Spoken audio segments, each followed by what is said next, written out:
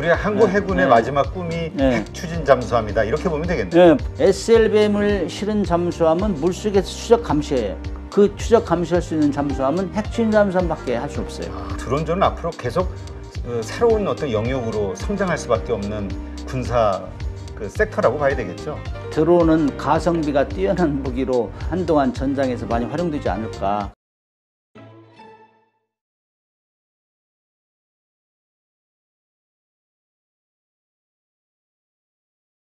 지금 그 우크라이나 전쟁의 특수도 있지만 그것 때문에 미국이 뭐 폭탄, 그러니까 자체 무기도 지금 많이 소진이 되고 부족한 상황이라 한국의 이 수출을 용인해 주는 거지. 미국은 역시 군수 산업으로 또 큰 돈을 버는 나라인데 미국도 이거 별로 안 좋아할 것이다. 정상 상황이 돼버리면. 미국은 전반적으로 세계의 흐름을 다 보고 있는 나라라 이렇게 이해하시면 되는데 실질적으로 많이 소진을 했기 때문에 한국에 요청한 것도 있어요. 그러나 우리가 뭐 미국의 허락을 받아야 된다? 난 그 정도는 아니에요. 이제는 그래요? 우리도. 그리고 우리가 옛날에 미국에서 원조를 받고 기술 이전을 받아서 한 것 중에 좀 일부는 있어요. 미국 허가를 받아야 되는 원자력 계통 이런 건 좀 있는데 실질로 거의 다 미국 무기는 기술 자립한 게 많아요. 예를 들면 잠수함 같은 경우도 76%가 우리 국산화돼 있어요. 이번에 만든 삼천성 잠수함 같은 거. 그 정도면 대단한 거거든. 그래서 우리가 그렇게 허접한 나라가 아니다. 진짜 우리 뭐 말씀하신 대로 K9 자주포, 뭐 흑표 전차라고 그러나요? 뭐 이러저런 것들에 대해서는 워낙 많이 봤는데 이 배와 관련해서 군함 혹은 그 잠수함 이쪽에 우리 기술력이 어느 정도일까? 그 무기의 성능이 어느 정도일까? 되게 궁금하긴 해요. 군함을 운용하는 차원에서 보면은 가장 어려운 것이 항공모함을 운용하는 거예요. 거기에는 이제 뭐 항공기도 싣고 뭐 미사일도 싣고 각종 다양한 정보 수집 수단도 싣고 그러는데 그거는 돈 많은 나라. 그래서 그렇죠. 미국이 제일 돈 많은 나라이기 때문에 그리고 뭐 나머지 국가들은 두 척, 세 척 이렇게 가지고 있는 항공모함이고 그게 이제 부의 상징이죠. 일종의. 그 다음에 이제 전투함 중에는 이지스 구축함이 있어요. 이지스 구축함. 미국의 알레이버급 한 8, 9천 톤 되는 배들. 이런 배들이 가장 전투력이 강한 함정. 그리고 최첨단 기술이 다 집약된 기술. 이게 이제 이지스 구축함 그래요. 그러니까 이건 조금 전에 말씀드렸다시피 한미일이 거의 대등한 수준이다. 그 다음에 잠수함. 잠수함 같은 경우에는 핵 추진 잠수함 하면은 핵 추진 잠수함과 디젤 전기 추진 잠수함이 있는데 디젤 전기 추진 잠수함이 훨씬 많아요. 핵 추진 잠수함은 미국, 영국, 러시아, 중국, 그다음에 프랑스, 인도 이렇게만 가지고 있는데 이런 나라만 가지고 있다고 지금. 그러나 이 핵 추진 잠수함을 가지고 있는 나라는 거기다 뭐 SLBM을 싣기 때문에 아주 핵무기를 가진 나라 이상으로 이렇게 좀 그 위상이 올라간단 말이죠. 그래서 우리 한국은 항공모함을 건조할 수 있는 능력이 있어요. 그러나 이제 뭐 돈이 많이 들으니까 국가 경제 시책이 아직 거기에 따라가지 못하는 거고, 그 다음에 이제 우리가 항공모함을 건조하려면 거기에 올라가는 그 싣고 다니는 항공기가 뭐냐, 사올 거냐, 우리가 그렇죠. 개발할 거냐, 그것 때문에 지금 의사결정이 지연되고 있는 것이고 아마 개발해서 가기가 쉬울 거예요. 그 다음에 이지스 구축함의 꿈이라고, 전투함정의 꿈이라고 할 수 있는 그 이지스 구축함 우리가 만들 능력이 돼 있고, 그 다음에 잠수함은 디젤 잠수함은 3,000톤급 만들었어요. 우리가 재작년에 해군에 하나 인도했고 올해 또 하나 인도했어요. 이 정도면은 디젤 잠수함, 세계 잠수함 보유 중에 디젤 잠수함 중에는 거의 탑 클래스예요. 일본이나 우리, 그다음 독일 이 정도가 3개가 탑 클래스라고. 디젤과 관련해서 또 세계 최정 디젤 잠수함. 상급이다. 근데 핵 추진 잠수함은 아직 우리는 안 만들었죠. 그거 정도 되면은, 이 정도만 돼도 뭐 함정 시장에서는 거의 그 좀 약간의 폼을 잡고 다녀도. 근데 항공모함 같은 경우는 뭐 워낙 그 탑재되어 있는 비행기서부터 시작해가지고 항공모함을 호위하는 전단의 그런 여러 가지 화력 이런 것들을 가니까 뭐 이거야 이렇게 인정이 되는데, 이지스함 같은 경우는 왜 우리가 가장 무서운 군함이라고 평가하는 거죠? 이지스라는 것이 신의 방패란, 그리스에서 신의 방패라는 얘기예요. 그래서 이지스 구축함은 탐지가 잘 돼요, 일단. 근데 우리가 전투를 하려면 탐지하고 요격하고 그다음에 공격이 들어가야 되잖아요. 탐지하고 요격하는 이것이 이지스 전투 체계라는 것이 레이더도 들어가고 그다음에 전투 정보 처리 능력 이런 게 있는데 그게 이지스 전투 체계라고 그래요. 그게 네. 미국에서 개발한 건데 1000개 이상의 표적을 한 번에 잡아내요. 아, 그래요? 그리고 20개 이상의 표적에 대해서 동시에 싸울 수 있어요. 다 공격할 수 있어요. 그리고 삼중 방어. 그 미사일이 자동으로 나가요. 이지스 전투 체계 알아서 나가. 뭐 미사일이나 항공기 적 항공기가 날라오면은 10km 240km. 그다음 170km. 지금 우리가 있는 거는 170km. 그다음 10km, 5km 이렇게 나눠져 있어요. 거기에 오면은 그 우리 막 발칸포라든지 그다음 요격 미사일 이런 거 자동적으로 나가요. 아. 그래서 그냥 함대 정신만 차리고 전투체계 운영하면서 정신만 차리고 있으면 싸워주는 거 자동적으로. 그렇기 때문에 건들지를 못하는 것이죠. 그렇군요. 그리고 뭐 우리가 정주대왕함 작년에 이제 진수한 거는 이런 배들은 뭐 그게 뭐 한 건에 2,000개 정도 탐지할 수 있다 이런 얘기도 하거든요. 그리고 이런 것들은 전투함의 능력이 둔위가 이제 뭐 전투 체계를 둔위라고 하잖아요.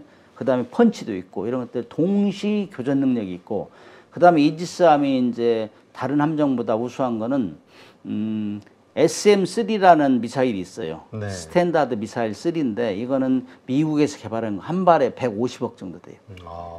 우리 이제 사드 기억해요. 사드는 네네. 150km까지 우리가 저 미사일을 요격할 수 있는 게 사드잖아요. 네. 40에서 150km. 근데 그 이지스 구축함에 실려 있는 SM-3는 150에서 500km까지. 그러니까 아주 먼 거리에서 날아오는 미사일을 ICBM을 격추할 수 있죠.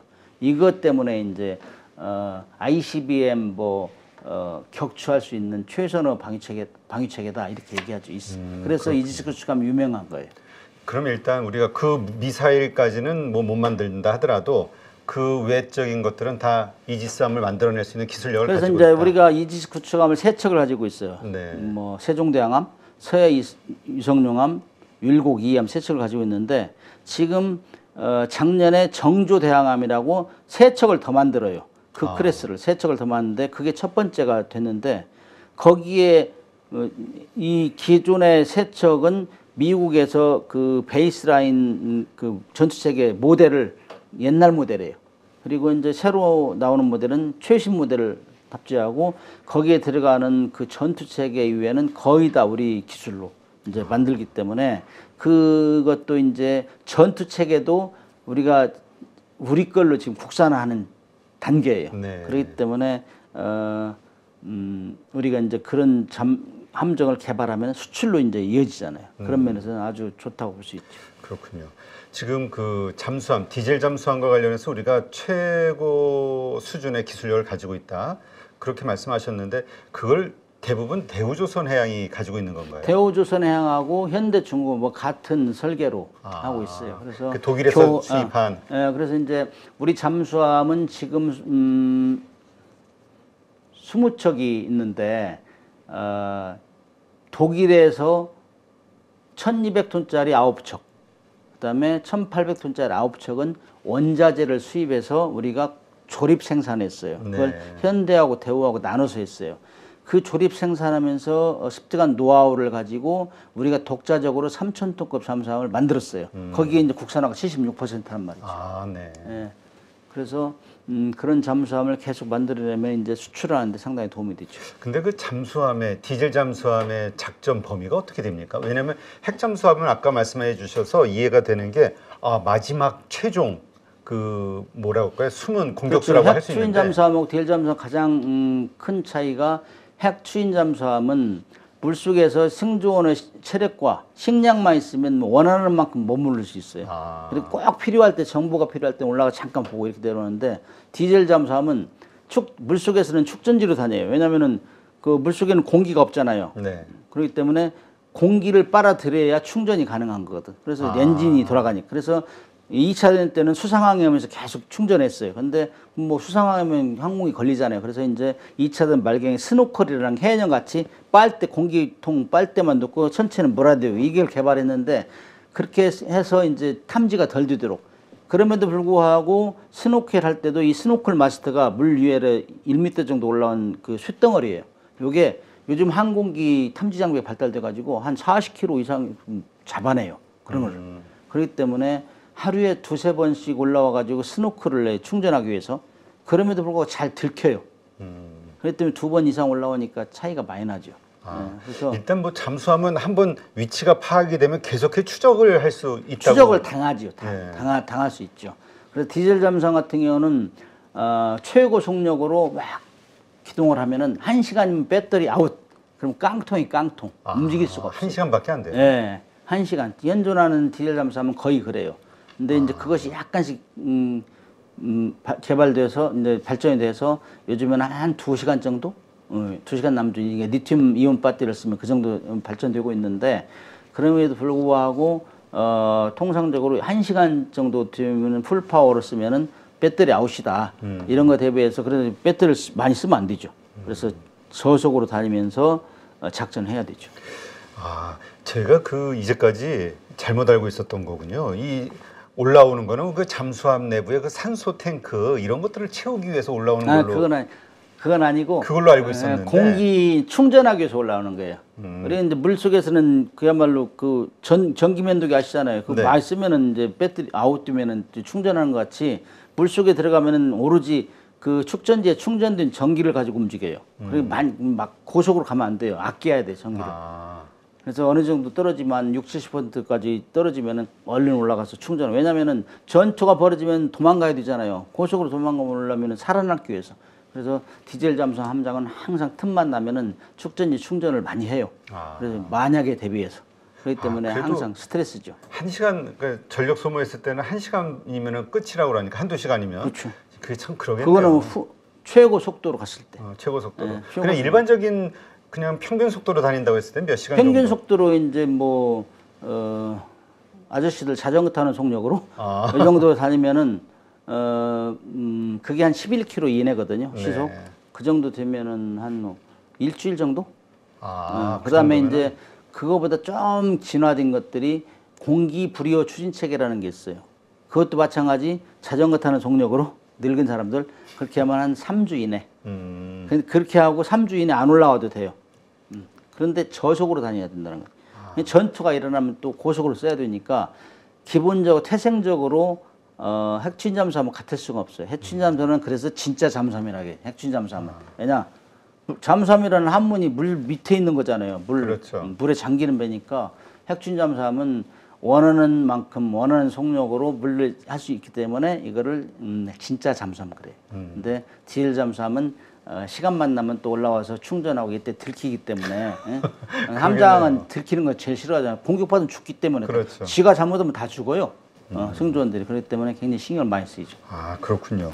그 핵추진 잠수함은 우리 아직 기술력으로는 개발이 안 되는 건가요? 아니면 할 수 없는 건가요? 핵과 관련된 거라. 핵추진 잠수함은 거기에 연료로 쓰는 게 원자로를 들어가죠. 원자로는 우라늄을 써요. 우라늄을 쓰기 때문에 우라늄 공급급 그런 뉴클리어 서플라이스 그룹에서 항상 봐요. 내가 그 우라늄을 팔았는데 어디다 쓰느냐. 네. 그거는 군사적으로 사용 못하게 됐기 때문에 그걸 감시를 한단 말이죠. 그래서 이제 중요한 건 NPT하고 IAEA에서 감시하는 거는 이 나라가 우라늄 사다가 핵무기를 만들려고 하는 거 아니냐. 핵무기를 못 만들게 됐어요. NPT하고 IAEA는 핵 폭발 장치나 기폭 장치를 못 만들게 돼 있어요. 그럼 우리는 비핵화를 추구하는 나라잖아요. 그래서 그렇죠. 우리는 그리고 농축 시설도 가지고 있지 않아요. 그래서 뭐 93% 이상 농축을 할 수가 없어요. 우리는 다 사와요. 어느 정도 농축된 거를. 그렇기 때문에 다 알아요. 우리는 핵무기를 만들지 않나. 그래서 우리는 같은 경우는 20% 미만 농축도 이걸 이용해서 오로지 군함의 추진체로만 사용한다. 그래서 핵추진 잠수함을 만들겠다. 이런 의지를 가지고 계획을 가지고 있어요. 왜냐하면은 20% 미만의 농축 우라늄은 이를 일반 시장에서 판매를 해요. 상용 시장에서. 그렇기 때문에 이거는 뭐 크게 핵무기를 만들 오해를 줄 수 없는 거기 때문에 우리는 그런 기술을 가지고 군함의 핵추진체로 사용하겠다. 이게 우리 계획이고, 그 다음에 우리는 능력은 있잖아요. 잠수함도 3,000톤 만들어 봤잖아요. 네. 그래서 우리는 마음만 먹으면 만들어요. 그리고 우리도 마음만 먹으면 만들 수 있고, 뭐 호주하고 틀리게 우리는 만들 수 있고, 호주는 다 지원을 받아야 되지만 우리는 만들 수 있고, 뭐 우리가 충분한 기술을 개발했어요 그동안. 왜냐면은 북한이 2021년 1월 달에 김정은이 공식적으로 얘기했잖아요. 핵추진함을 개발하겠다고. 그래서 우리도 이제 대응을 해야 되니까. 네, 우리도 대응하기 때문에 지금 저는 전역을 하기 때문에 잘 모르는데 저한테는 얘기 안 해줘요. 근데 아마 가고 있을 거예요. 가고 준비하고 있을 있을 거예요. 근데 이거는 뭐 확실한 건 아니니까 그렇죠. 저도 그래서 그러니까 우리 한국 해군의 마지막 꿈이 네. 핵 추진 잠수함이다 이렇게 보면 되겠네요. 네, 북한은 지금 이 1991년대 한반도 비핵화 선언을 했잖아요. 그래서 네. 우리는 다 올스톱 했어요. 우리는 그런 걸 핵무기를 안 만들겠다 했는데 북한은 뭐 아랑곳 않지 않고 계속 핵무기를 개발하고 핵미사일 다 완료형이라고 완료형. 그 다음에 핵 잠수함도 만들겠다 했어요. 그래서 저는 화가 나요. 북한은 저렇게 다 하는데 우리는 미국의 약속, 미국과의 약속, 뭐 NPT 가입하고 IAEA 권고를 받아서 절대로 핵무기는 개발하지 않겠다 했나. 북한은 다 갔잖아요. 우리는 핵무기, 핵폭탄, 그다음 핵미사일까지 다 졌잖아요. 미국의 이 약속을 했기 네. 때문에. 그리고 그런데 핵잠수함까지 우리가 져야 되냐. 이건 핵무기를 만들지 않는 건데 이런 데서는 우리들이 강력하게 추진해야 된다. 그래서 왜냐하면은 북한이 SLBM을 2016년 8월 24일 SLBM을 개발했어요. 네. 그리고 나서는 야 SLBM은 이제 핵무기를 물속에 감추기 있기 때문에 이건 정말 추적 감시해야 된다. 지금 미국하고 러시아는 이 시간에도 서로 핵무기 실은 잠수함을 감시해요. 수중에서 그러다가 이 냉전 시에 부딪힌 게 많아요. 그런데 서로 시시해요.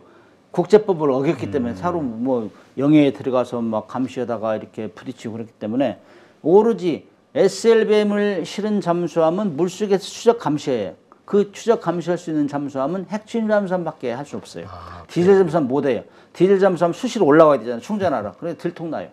그래서 핵추진 잠수함은 따라가다가 들키면 도망가고 다시 달라붙고 이러기 때문에 24시간 감시할 수 있는 핵추진 잠수함밖에 없다. 네. 그래서 북한이 SLBM을 개발하고 500km를 성공한 게 2016년이거든요. 그때부터 아마 해군도 열심히 연구하고 있을 거예요. 그래서 뭐 미국의 도움 안 받아도 충분히 할 수 있을 정도 능력을 확보하고 있을 것이다. 저는 그렇게 확신을 합니다. 네, 그렇군요. 근데 더 이상 물어보지 마세요. 거기에 대해서는.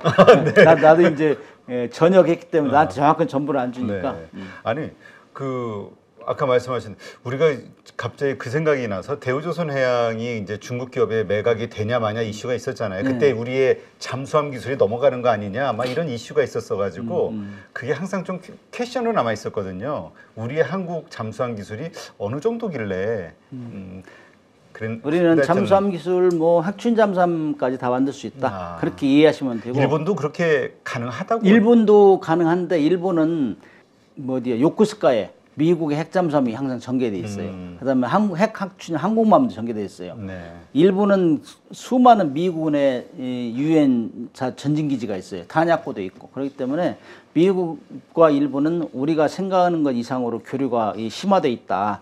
일본은 그래서 갈급하지가 않아요. 그러나 일본은 대단한 나라는 게 지금 소형 원자로를 만들어서 심해 탐사정 이미 쓰고 있어요. 네.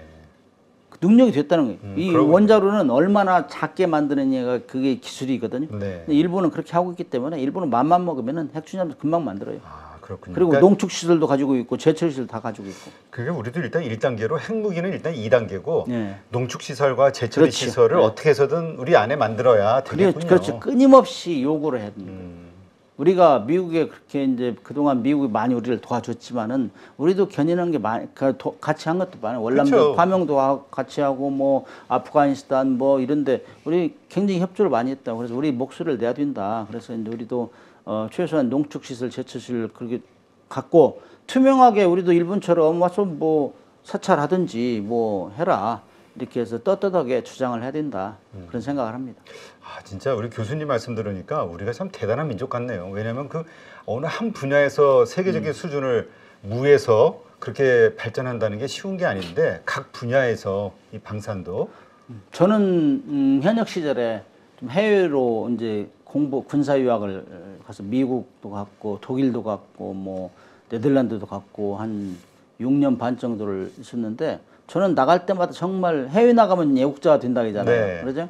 정말 보면은 이 석유 한 방울 나지 않는 나라에서 이렇게 높은 수준의 모든 것이 세계 10위권 이내인 민족인데 우리가 너무 그동안 뭐 미국의 도움을 받아서 우리는 항상 누가 의지해야 된다 이런 생각이 너무 팽배하고 있네. 그래서 저는 이런 시절에 나와서 우리 국민들 자부심 느끼세요 이런 얘기 많이 하거든요.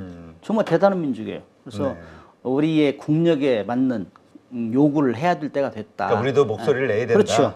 이런 것이 이제 어디서 우리가 이런 몫을 낼 수 있느냐? 우리도 이제 못 사는 나라 도와줘야 돼요. 미국이 우리를 도와줬던 것처럼. 그래서 우리도 그런 나라를 도와주면서 몫을 낼 수 있는 것이죠. 일본이 우리보다 노비력이 우수한 거는 뛰어난 거는 미국이 기여를 기여금을 많이 내, 유엔 기여금도 많이 내고 그렇죠. 뭐 이런 걸 하잖아요. 그래서 우리도 무조건 일본 욕할 게 아니라 그런 좋은 점을 배우고 그렇게 해서 우리의 몫을 낼 때가 됐다. 그 정도 충분히 내도 괜찮다. 저는 그렇게 생각합니다. 요 마지막으로 요거 하나만 더 질문 드릴게요. 그 드론 있지 않습니까? 이게 그 중국의 드론이 왔을 때 대만군이 그 돌멩이 던지는 걸로 아주 웃음거리가 됐었는데 지금 한국도 드론에 대해서는 별 뾰족한 수가 없다 이런 얘기가 있던데 이 드론전은 앞으로 계속 새로운 어떤 영역으로 성장할 수밖에 없는 군사 그 섹터라고 봐야 되겠죠. 유사 이래로 그 전쟁을 진행하면서 가성비가 뛰어난 무기가 제일 많이 나온 게 이번 우크라이나 러시아 전쟁이에요. 아 그래요? 네. 그리고 신무기가 계속 적용될 줄 아는데 신무기가 적용되고 재래식 무기하고 같이 혼용이 되는 전쟁. 이게 특징이에요. 그래서 그 중에 하나가 이제 드론인데 드론은 사실 돈이 가격이 싸잖아요. 그렇죠. 예를 들면은 러시아에서 가장 자랑하는 구축함이 모스크바 구축함이에요. 이 구축함이 우크라이나의 대함 미사일 2발에서 격침이 됐어요. 그때 역할을 한 게 뭐 성동 격서식으로 와서 유인하고 저쪽 한 게 드론이에요. 드론. 드론이 와서 거기 계속 교란을 시켰어요. 거기만 집중하는 사이에 미사일 나와서 깨졌어요. 제일 그 자랑하는 모스크바 뭐 10,000톤짜리 이런 것들이.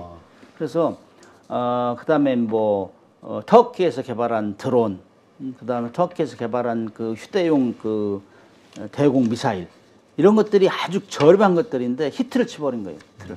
옛날에 뭐 중동 정전을 할 때 에일라트 쇼크, 뭐 스틱스 쇼크 그랬거든요. 이때도 미사일 한 발이 이집트의 미사일 한 발이 이스라엘의 구축함을 격침시켰어요. 그래서 화제가 됐는데.